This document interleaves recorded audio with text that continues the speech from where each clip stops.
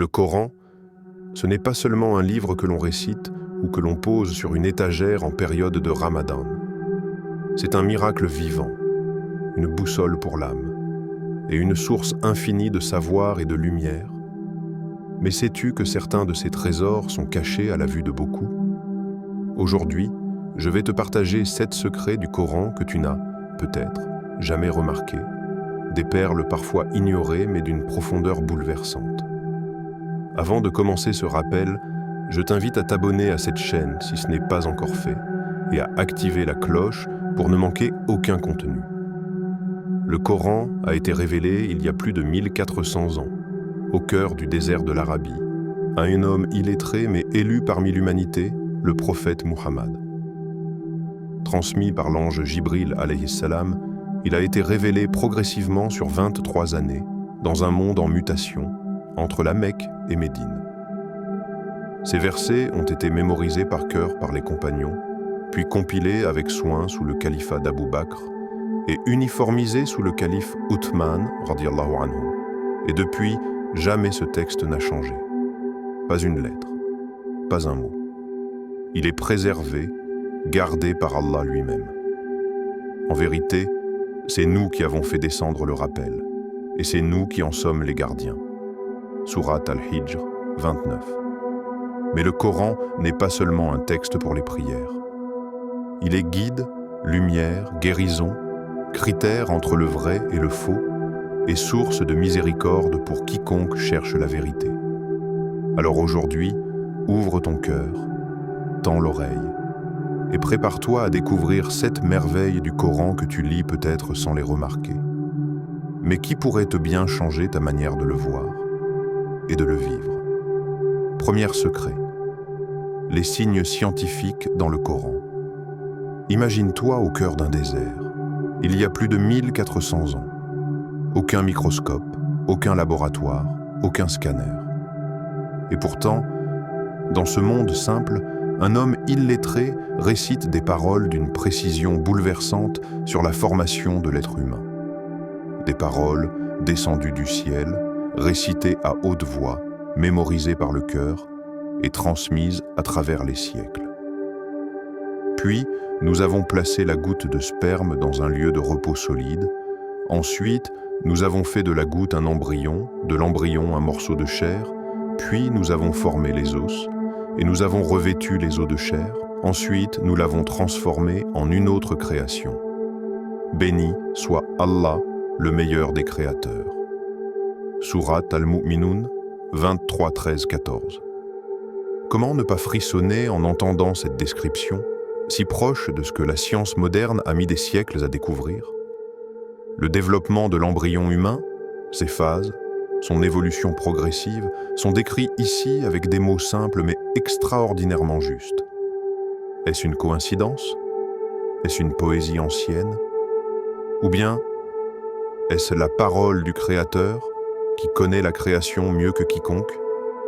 Beaucoup de scientifiques, à commencer par le professeur Keith L. Moore, embryologiste canadien reconnu, ont été stupéfaits de cette exactitude. Lui, comme d'autres, a comparé ces versets coraniques aux données anatomiques les plus modernes. Et il a reconnu une correspondance inattendue, presque troublante. Et si l'on regarde au-delà du corps humain, le Coran nous parle aussi des montagnes comme des piquets qui stabilisent la Terre, de la barrière entre les mers salées et douces, des orbites célestes, de l'expansion de l'univers. Et le ciel, nous l'avons construit par notre puissance et nous l'élargissons sans cesse. Sourate Ad-Dariyat 51-47. Un bédouin aurait-il pu deviner l'expansion cosmique? Un homme du désert aurait-il pu expliquer les barrières naturelles entre les eaux? Non. Et cela, même les plus sceptiques le reconnaissent. Alors quand Allah dit « Nous leur montrerons nos signes dans l'univers et en eux-mêmes, jusqu'à ce qu'il leur devienne évident que c'est cela, la vérité. » Sourate Fussilat 41-53. Ce n'est pas une simple promesse. C'est une réalité qui se manifeste jour après jour, découverte après découverte, cœur après cœur. Ceux qui réfléchissent, qui observent, qui questionne sincèrement, trouve. Et dans chaque découverte scientifique, il y a une invitation subtile à lever les yeux, non vers les étoiles, mais vers celui qui les a créées. Deuxième secret, des histoires peu connues mais puissantes. On connaît l'histoire de Moussa face au pharaon, on vibre au sacrifice d'Ibrahim, on admire la patience de Nouh. Mais le Coran, ce livre d'une richesse infinie, regorge aussi de récits plus discrets, moins racontés, mais tout aussi profonds. Dans la sourate Luqman, Allah nous parle d'un homme dont le nom n'est mentionné qu'une seule fois, mais dont les paroles résonnent comme si elles avaient été murmurées hier. Luqman, ni prophète, ni roi, juste un homme, mais d'une sagesse rare, choisi pour être gravé dans le Coran éternel. Assis face à son fils, il ne lui parle pas d'or ni de stratégie. Il lui parle du cœur. Il lui dit « Ô mon fils, accomplis la prière, ordonne le bien, interdis le mal, et sois patient face à ce qui t'atteint. » Sourate Luqman 31-17. Peux-tu ressentir la tendresse? Ce n'est pas une injonction froide. C'est un père qui transmet à son enfant le trésor le plus précieux, la piété, la justice, la modestie. Et Allah immortalise ce moment pour que toi aussi tu sois ce père-là, cette mère-là, ce croyant-là. Un peu plus loin, dans les versets du Coran, une autre voix s'élève, celle du prophète Chouaïb. Envoyé à un peuple avide de profit, il les avertit. Donnez la pleine mesure et ne faites pas de tort aux gens dans leurs biens. Sourate Al-A'raf 7,85. Ils le rejettent, comme tant de peuples avant eux, mais ces paroles, elles, sont restées, car elles ne s'adressaient pas qu'aux commerçants de Madian. Elles parlent à tous les temps. À notre époque, où la tricherie peut se dissimuler derrière un écran, un contrat flou ou une transaction numérique, la voix de Chouaïb est plus actuelle que jamais. Ces récits ne sont pas de simples anecdotes. Ce sont des miroirs tendus à nos sociétés modernes. Un homme sage qui parle à son fils avec amour. Un prophète qui élève la voix contre l'injustice économique. Ils n'ont pas besoin de miracles spectaculaires pour impressionner. Leur miracle, c'est la vérité intemporelle de leur message. Et le Coran les préserve non pour remplir des pages, mais pour réveiller des cœurs. Le tien, le mien, le nôtre. Troisième secret, le principe d'abrogation, naskh. Certaines vérités sont révélées d'un coup, tranchantes comme la lumière d'un éclair. D'autres, plus subtiles, se dévoilent par étapes, comme un lever de soleil progressif. C'est ainsi que le Coran a transformé une société entière, non pas par une avalanche de lois, mais par une pédagogie divine, étape après étape. Le principe d'abrogation, ou naskh, est une clé pour comprendre cette progression. Nous n'abrogeons un verset ni ne le faisons oublier sans en apporter un meilleur ou semblable. Sourate Al-Baqarah 206. Chaque verset descend à un moment précis, dans un contexte précis, pour un besoin précis. Mais parfois, une situation évolue. Et alors, Allah, dans sa sagesse parfaite, remplace un commandement par un autre, mieux adapté à l'étape suivante du chemin. Regarde l'interdiction de l'alcool. Elle ne fut pas imposée brutalement. Au début, le Coran reconnaît qu'il y a dans le vin du bien et du mal. Sourate Al-Baqarah 219. Puis, il est interdit de prier en état d'ivresse. Sourate An-Nisa 443.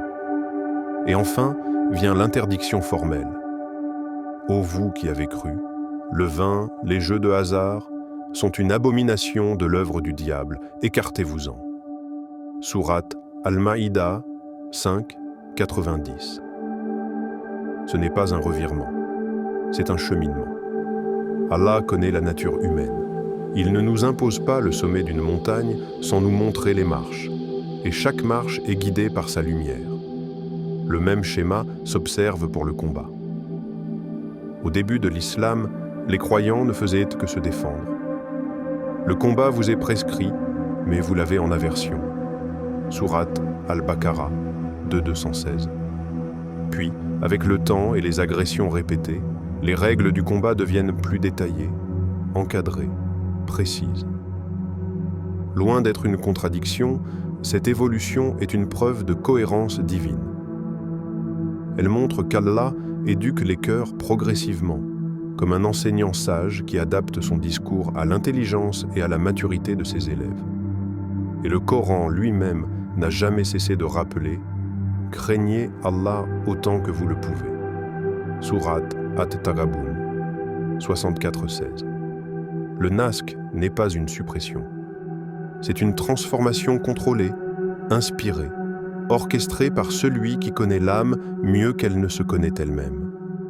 Quatrième secret, la beauté littéraire miraculeuse du Coran.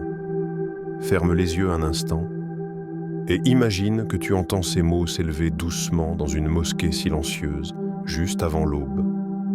Allahu nuru as-samawati wal-ard. Allah est la lumière des cieux et de la terre. Sourate An-Nur 24-35. Tu ne comprends peut-être pas chaque mot, mais ton cœur, lui, frémit. Car le Coran ne parle pas qu'à l'intellect. Il parle à l'âme.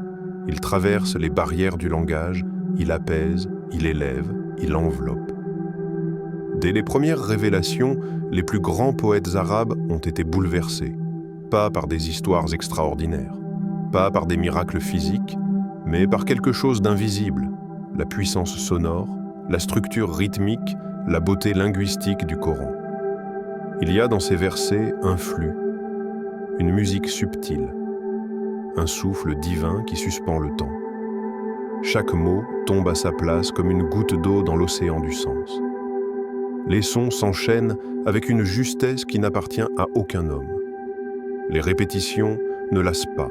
Elles éveillent, elles insistent, elles soignent. Ar-Rahman. Il a enseigné le Coran, il a créé l'homme, il lui a appris à s'exprimer. Sourate Ar-Rahman. 55, 1-4. Ici, la structure est pure harmonie. Elle enveloppe l'auditeur dans une alternance de douceur et de majesté. Et c'est pour cela que même ceux qui ne parlent pas l'arabe ressentent quelque chose. Un frisson, un apaisement, une impression d'avoir touché un mystère. Le miracle, c'est que ce livre, révélé en arabe à un peuple du désert, possède une dimension universelle. Non pas seulement dans son message, mais dans sa musique intérieure, dans son rythme sacré. La récitation du Coran devient un soin, une médecine. Le prophète disait « Récitez le Coran, car il viendra le jour de la résurrection comme un intercesseur pour ses compagnons. » Muslim. Mais comment réciter un texte si dense, si riche, si complexe? Parce qu'Allah l'a rendu facile à mémoriser, facile à réciter. Et nous avons certes rendu le Coran facile pour la mémorisation. Y a-t-il quelqu'un pour réfléchir? Sourate Al-Qamar 54-17. Dans un monde où tout change, le Coran reste cette poésie éternelle, inimitable, inépuisable et absolument miraculeuse. Cinquième secret, la dimension mystique du Coran. Certains lisent le Coran comme on lit un code de loi, d'autres l'écoutent comme une musique céleste, mais il en est qui le vivent, comme une rencontre, une traversée de l'âme vers l'invisible, un dialogue silencieux entre le cœur du serviteur et la lumière d'Allah. Pour ceux qu'on appelle les gens du Tasawwuf, les soufis, chaque verset du Coran est un miroir. Il reflète ce que tu es prêt à voir et ce que ton cœur est capable de recevoir. Ils disent que le Coran a un zahir, littéral, et un batin, intérieur, et que sous chaque mot dort un monde. Quand Allah déclare « Je suis proche », je réponds à l'appel de celui qui m'invoque. Sourate Al-Baqarah, 286. Le mystique n'y voit pas une simple promesse.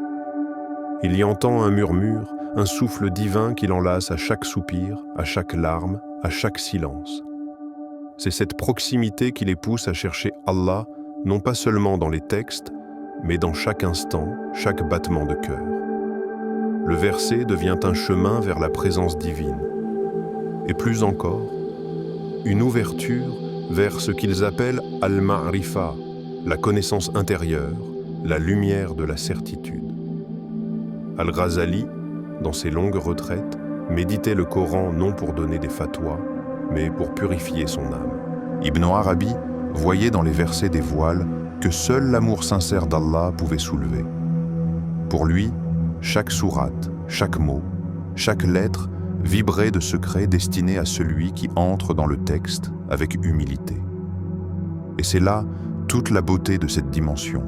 Elle ne dépend ni d'un diplôme, ni d'une langue. Elle dépend d'un cœur, prêt à s'effacer devant le réel. Car méditer le Coran ne signifie pas simplement l'interpréter. Cela signifie l'habiter, se laisser transformer, devenir ce verset que l'on lit, être Nourun ala Nour, lumière sur lumière.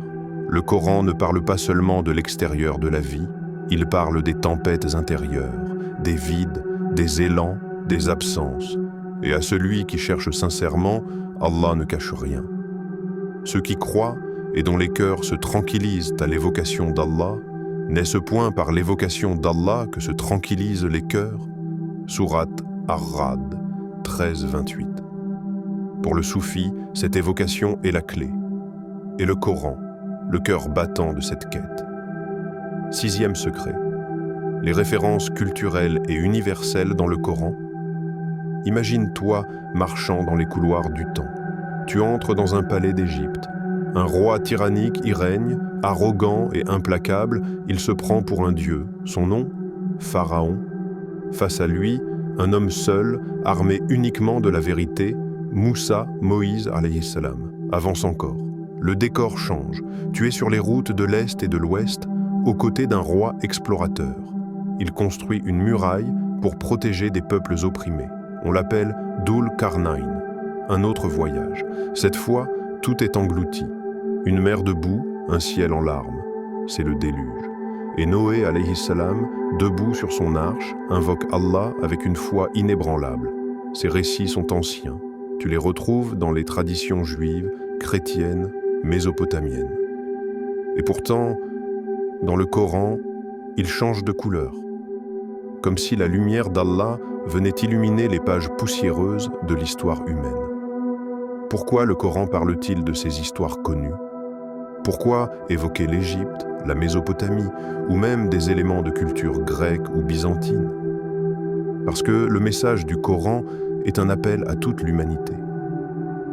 Le livre saint ne se limite pas aux dunes d'Arabie. Il traverse les fleuves du Nil, les murailles de Perse, les royaumes oubliés, pour montrer une vérité essentielle. L'unicité d'Allah transcende toutes les civilisations. Chaque récit est comme un miroir.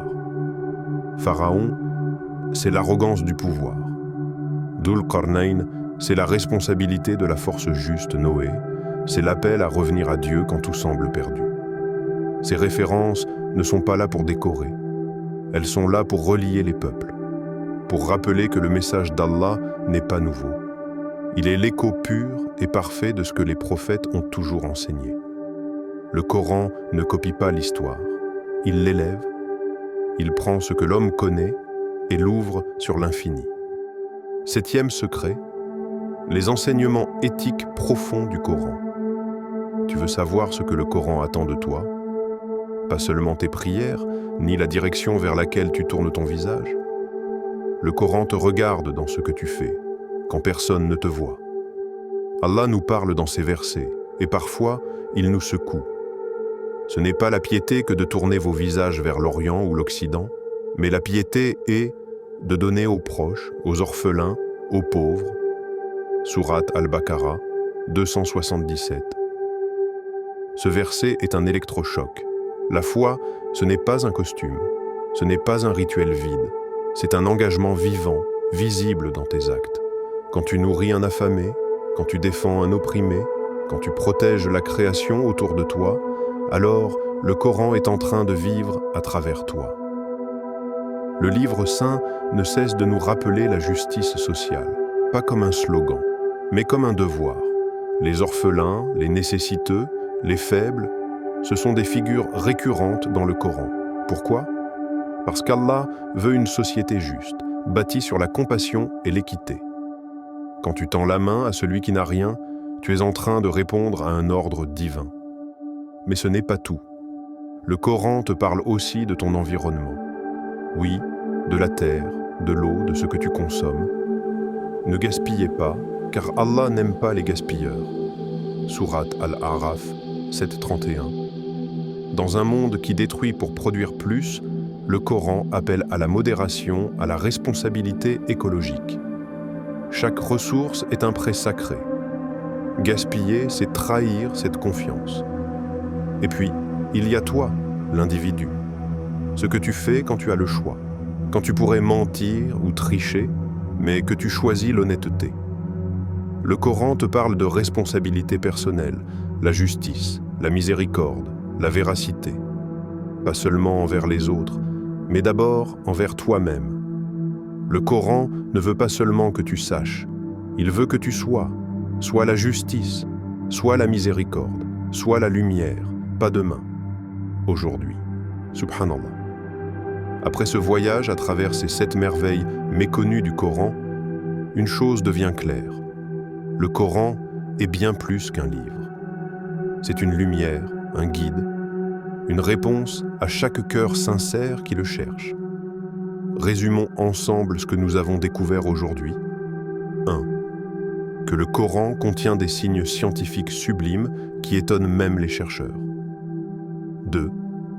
Que des histoires peu connues nous offrent des leçons puissantes et actuelles. 3. Que certains versets ont été remplacés avec sagesse, illustrant l'évolution pédagogique de la révélation. 4. Que sa beauté littéraire touche même ceux qui ne le comprennent pas. 5.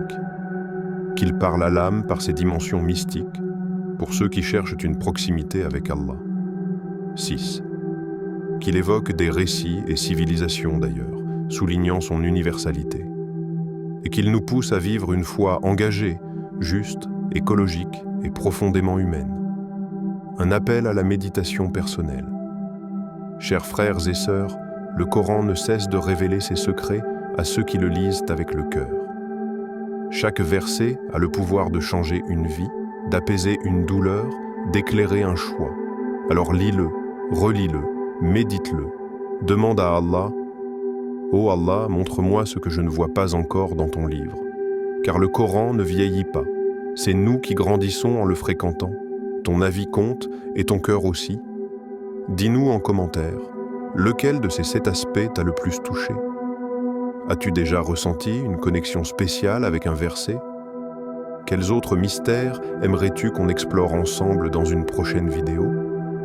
Ta voix peut inspirer la prochaine lumière. Ta question peut devenir le thème du prochain rappel. Et ton partage peut réveiller un cœur endormi. Ne pars pas sans semer du bien. Abonne-toi à Parole du Prophète, si ce n'est pas déjà fait. Partage cette vidéo avec un ami, un frère ou une sœur. Laisse un like pour que ce rappel touche encore plus d'âmes.